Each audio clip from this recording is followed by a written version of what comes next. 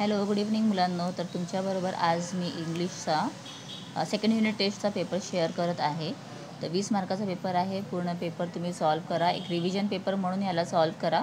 त्याच्याने तुम्हाला नक्की खूप फायदा होईल. आणि पेपर सराव करण्यासाठी ना तुम्हाला खूप छान असं बेस्ट ऑप्शन आहे हे. तर असेच वेगवेगळे पेपरसुद्धा मी अपलोड करत असते. तर नक्की पहा आणि नवीन असाल चॅनलमध्ये तर चॅनलला सबस्क्राईब करून ठेवा.